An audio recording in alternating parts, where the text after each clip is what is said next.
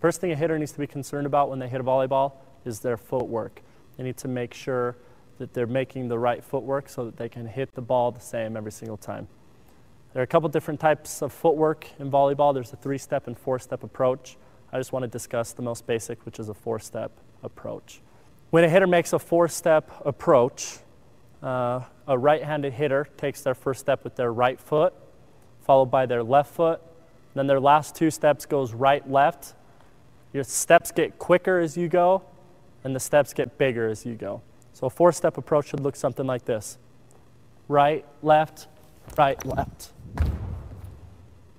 The second thing a hitter needs to be worried about as they're taking their approach is what to do with their arms. So as a hitter's taking their approach, they need to make sure that their arms swing back right before they jump to maximize the optimal jumping ability of that particular player. When the players take their steps of their approach, the first 2 steps, they don't need to be doing anything with their arms. They can have their arms straight down by their side. As they're taking their 3rd and 4th step, the arms need to be coming back. And on the 4th, the arms explode through as the player jumps. The arms should look something like this.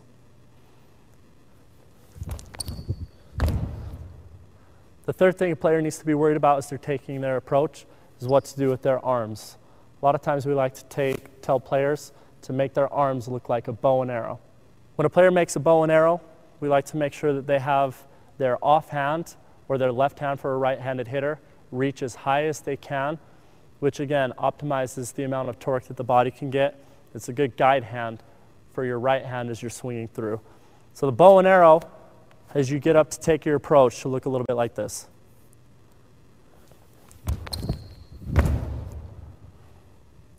The last thing a hitter needs to be worried about when they swing and hit the ball is where to place the ball. A hitter can do a few things when they spike the volleyball. A lot of times a player will hit line, which is where they make their bow and arrow. You swing and you hit straight in front of your body or right down the line. Another thing a player can do is make their bow and arrow and hit cross court, which means they're cutting the ball away from their body. These 6 components. The 6 components to hitting with power is initially form, speed, flexibility, power, health, and visualization. This is video 1 of 6, and today we're going to focus on specifically good form. Now, in order to understand spiking with power and hitting with power, you have to understand correct form. Having observed volleyball for years and years, I've seen that the majority of people, when they hit, they don't have great form. Okay, so when hitting, you want to understand that a spike is really broken up into 4 components. Okay, so the first component when spiking is about getting your arms back. Okay, so you know you go right, left, so right, left. Okay, the biggest problem that I often see with position 1 spiking is that people go like this. Okay, and what that does is when you go forward and then back and then forward, okay, is that you slow your forward momentum down because you're going like this. So you want to make only 1 motion and backwards. Okay, so it's on your right step and it's boom. Okay, a few things to notice is notice how my wrists are turned back like this. Okay, because what this does is it creates the optimum position for me to go forward. Okay, next is position 2. Now position 2 is about transferring forward momentum into vertical jumping momentum. Okay, and position 2 is about going from here to here. Okay, a few things to notice in that. One is my wrist. My wrist didn't start here. My wrists were back and they transferred up like this. So there's this motion to it. Also, your arms are key. Okay. Okay, so position 2, boom, maximum high contact. Notice my arms are up. Okay. From position 2, it's about going into position 3 and getting ready to spike.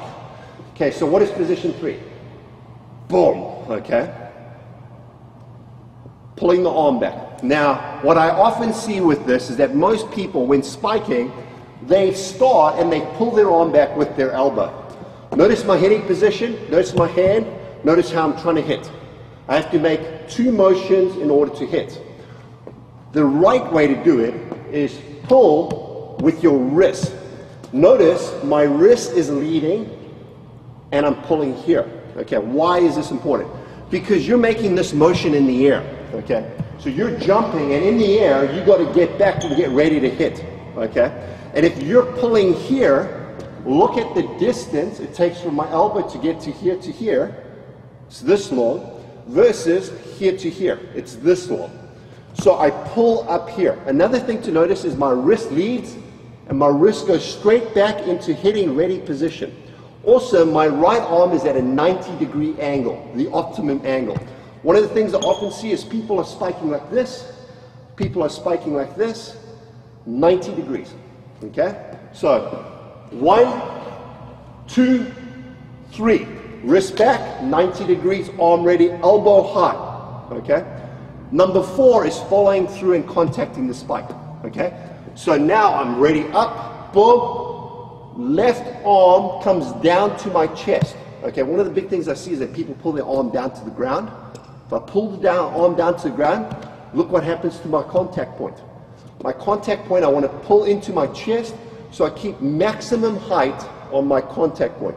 The goal when spiking is to contact the ball at your maximum trajectory.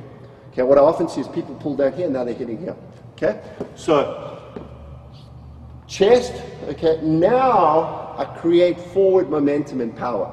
Now there's really 3 areas in order to do this. One is about side movement, okay, and I'm going to teach to you how to generate power in some of the other videos. So side movement, okay, then bringing your arm from here up to your shoulder. Now notice on contact, my head and arm are in a straight line. I've actually got my head next to my arm right up here. And then I follow through with the snap, and arm comes down. Now what I'm going to be teaching you is how to generate so much power that you got to be conscious of how this arm comes down. Okay?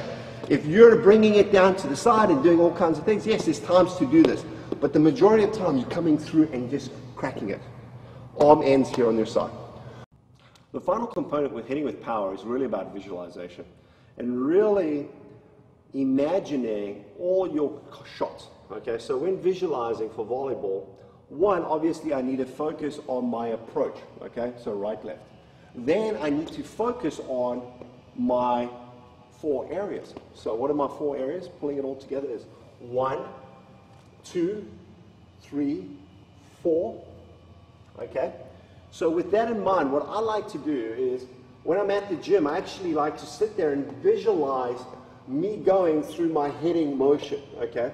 And what this does is it allows me to think about in a game situation, boom, I'm hitting it, I'm crushing it, you know? And I get to practice all my range of shots, as well as your body often doesn't know the difference between visualization and the real thing. So this is like getting real hits in without all the practice, without all the work, and actually really getting good. So when I'm visualizing, I like to go through my shots, okay?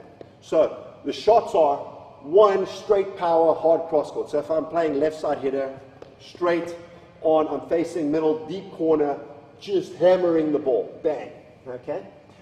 2, for me, would be, the next one would be a little over from the middle, more towards that player in position 5, just crushing him, hitting him off the court. You know, a little bit more thumb down, bang. Then for me, my favorite shot in hitting was always this, okay? Right around the block, area 4-5, bang, right there on the 10-foot line. Hitting right there, thumb down, okay? Then you also want to practice your line shot here, and then also line shot a little bit more straight, okay? Now if you're a right side player, you want to do the same thing, same motion. Boom, 2, 3, line shot. Notice thumb down, hitting straight down the line. Also, line shot, body a little bit more, shoulders a little bit more straighter. 2, over the top of the block, through the seam of the block. 4, deep corner. 5, hard angle. Okay? Boom. And what I would do is every single time you're at the gym, one in between sets, okay, you're resting up, get into that mode, get into it, and visualize. Notice what it also allows me to do is really perfect my form. Okay, so I'm up here, I'm looking, what are the things I'm focusing on with form? wrist back, pulling properly, high elbow, left arm chest, follow through, high contact, okay? Whereas if you're not doing this, you can't see yourself doing it perfectly. So as much as possible, watch yourself in the mirror. Bang, bang, bang, bang. Get what I'm saying? Right position, so just raise your arm up to, yep, there we go. Now I'm gonna stop Dylan just there, because a lot of people think that they really have to use their back a lot. You see a lot of this sort of stuff. We're gonna use torque to replace that. And remember, we're jumping out of the sand, ball's moving around in the wind, and we're trying to be as tall as we can possibly be. Indoors, you got 6 people that you have to hit against. 2 or 3 of them at the net, 3 or 4 in the back. Here we've got 2 people, 1 at the net, 1 in the back. It's not always about banging the crap out of the ball. Mostly it's about being able to be tall, reach up high, and have options. Hit the ball where the defense is not. So the first thing we're gonna do is get into the right loaded position. So what I wanna do is bring this hand a little bit into this position. Now just push against my hand there. Now, does that feel like you have leverage, or does it feel weak? You always got leverage when you have your elbow in front of your shoulder, like Dylan's is now, and the hand facing down with some distance between the elbow and the hand. Now I'm just gonna, and this is the teaching method I use. I'm not just showing you this to show you. This is how we teach people to make the right shape. So I'm just gonna move your hand back up close to where it was. Now press against my hand. Does it feel like you have leverage or not? Yes. Okay, and relax. What about now? Yeah? As much as you had before? No. Great. Not as much, because the closer your hand gets to your elbow, and the closer your elbow gets to your shoulder, you get into a position to where you don't have any leverage at all. So the first starting position, we want to start like this. Hand in front of the elbow not really cocked way back here. That's indoors, right? When you got to bang through 6 people.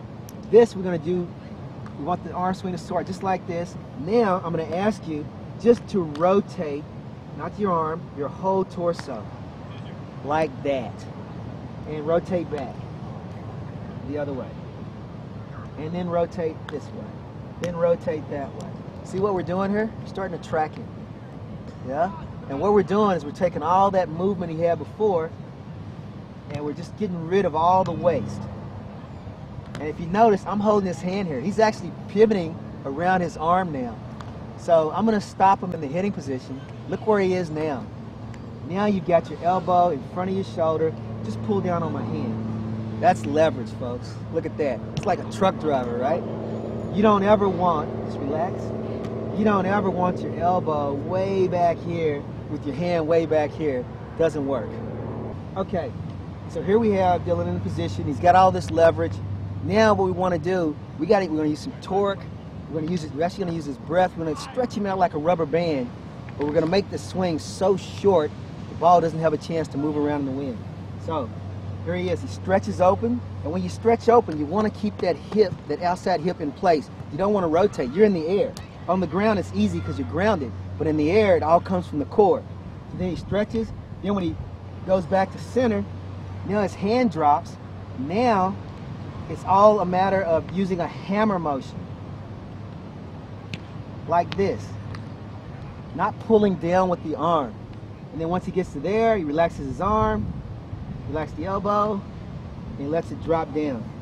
Yeah. Again, the coaching method we're using is tracking. I'm actually helping him feel what it feels like, and then he'll be able to learn quicker on his own instead of me just talking to him or showing him. So one more time. Into the ready position, throw that arm, and pivot back around. Drop the hand, hammer, relax, and down. And again. Yep. There, hammer, and down. And make sure, this is for you, okay? Make sure when they're doing this, no locking of the elbow.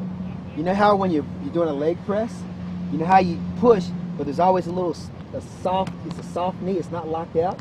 So when you do this, make sure that you keep that elbow soft instead of fully, you don't want to hyperextend. Yeah? So let's try that one more time. There's that. Yep. Drop, hammer, and relax. Great. Do that on your own. Look at that. And again. Nice and high. Look how small and compact that is. That's a beach volleyball swing. Great. Now, you've already tracked Dylan, now he's tracking himself. If he's having an issue, which he's not, while he was doing it, all you do is walk up and help him with the tracking. You do it with 2 hands, and I'll show you how. He comes in, you hold his hands like this, switch arm position so that he can feel it, let go, track and down. Yep, and again. So you start in this position, loading him.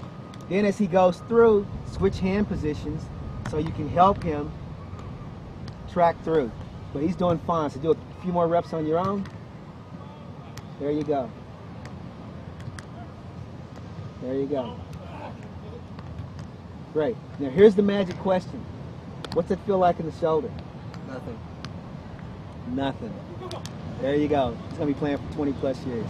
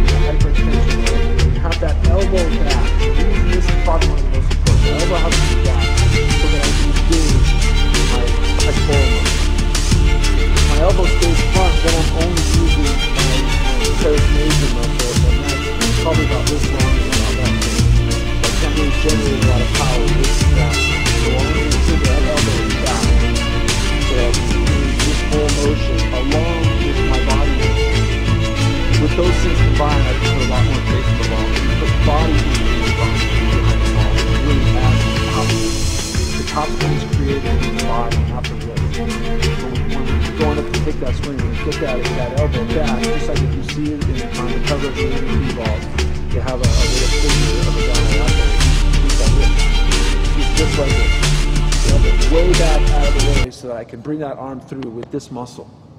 That's probably one of the most important things you can remember about the arm swing. Also, keep that hand open.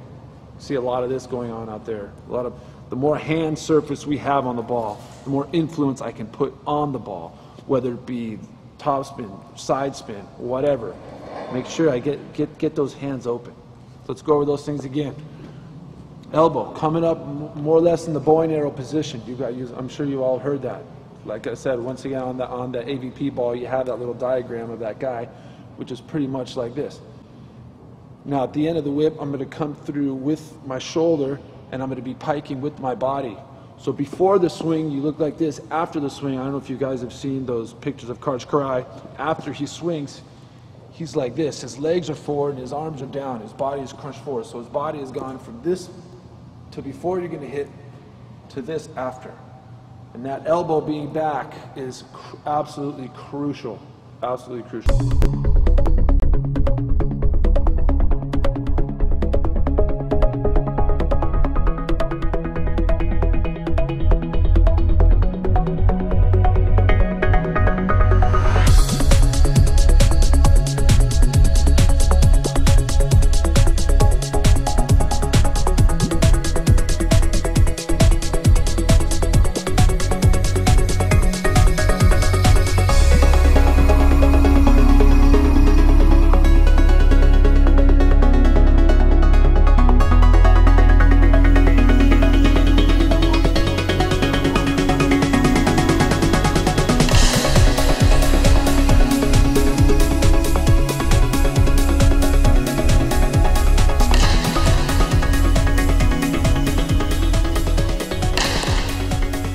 So I'm going to teach you how to hit a down ball against the wall and focus on some things to actually make your arm swing better.